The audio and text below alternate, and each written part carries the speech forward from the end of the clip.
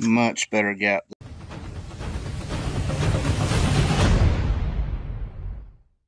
Guys, welcome back. If you remember me saying that all this mess was still going to be here, because I'm filming all this stuff right together, while I have the backup, previous video I did the fuel pump, I want to look at these springs and see if there's any difference and see what I got. So I got one out, and yeah, there's a pretty good difference. There's a spring that I got out versus the spring that is going in. You can tell it's a little bit shorter and has less coils. So I don't know. I'm going to look at them and compare them, make sure there's not a left and a right, because I know some of them have different spring rates. So let's see. Both the back springs are the same. Remember, I'm not switching out the front, but there's quite a bit of difference there. Let's see. We have, I don't ever count that one. Just start from here. 1, 2, 3, 4, 5, 6. 1, 2, 3, 4, 5, 6, 7, 8. So let's get this on and jump to the other side, and let's get this back lowered and looking good. Excuse me for being fat and out of breath. I just want to show y'all. This side's already in. I'm going to show y'all what I do to do this by myself. Oh. That one's on the axle. This one's on the frame. I let it down so this pushes the axle up essentially. This side drops all the way down. I can get the spring out and the new one in. Now I can jack this rear back up, line up my shock. You have to take out your shock or it won't drop all the way. And then put my wheel back on, and I'm done with these springs. Really fast and simple. Much better gap there. Now the driver's side is still a little bit higher, but when I sit in it, it levels out. I don't know if they welded in the subframe connectors when the car was on jack stands instead of being on the ground or whatever. But this side is a little higher, but it is definitely lower than what it was. So when I sit in it, it's going to bring it down, I don't know, probably an inch or two more. So it should be level with that side. Let's test this theory.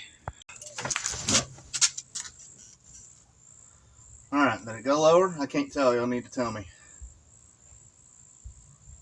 Y'all ain't gonna say? All right, guess I gotta look myself. So yeah, it looks like with my fat self in there, it does drop about an inch, somewhere around there. So looks a lot better. This side especially looks a lot better. So when I'm driving around, of course, it'll be looking good, I think. Look at that. That's way better stance. Now I am 3 or 4 projects ahead. I can start getting this cleaned up. Some cleaning up out here. I am very appreciative of this table already. So I have a fear of getting crushed underneath the car. So I have jack stands. That is not even all of them. There's another 1 or 2 around here. So all my jack stands is going to go down there for now. And it's worked great for a table today as I move stuff around and organize and go back and forth. Took me all the materials I already had, so it was pretty much free. And between the 2 days of staining, it took me like 3 days altogether. But you don't have to stain it. Like I said, I do want to put like decals or something down, and then epoxy over it. I think that'd be really cool if I put like my pipes and quantum and super clean and all that just all over the table, and epoxy resin over it. I think it'd be look really cool. Last a good while too. What do y'all guys think? Well, guys, I had a lot more that I was going to include in this video, but it spiraled into something that I never thought it would be. So I'm just making a whole separate video. So I'm going to end this here. Look at that fitment. It is a lot better. I am excited about that. I don't have this super jacked up 4-wheel drive suspension. The front is lowered as far as it'll go on the coilovers, as far as I know. They had some lowering springs, the shorter ones at the swap meet, but the guy, he didn't want to come down on them, and I really didn't need to be spending money, so I wasn't going to come up to his price. So we just didn't come on an agreement, and that's understandable. You know, can't fault him for wanting what he wants, and I had to stick to what I needed to stick to. But yeah, got the door panel off and stuff. Y'all catch the next video. I've in 30 years of dealing with a car. I started working on cars at like 8 years old. My dad left. My mom didn't have anybody, and I just started tinkering. So yeah, in 30 years, I've never experienced anything like this on any car ever. And I am still just perplexed. But hope y'all like the springs. Hope y'all think it looks better.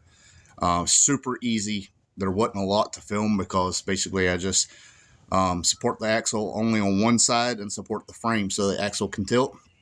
Take that spring out, then do the opposite. Support the axle on the other side and the body on the opposite side.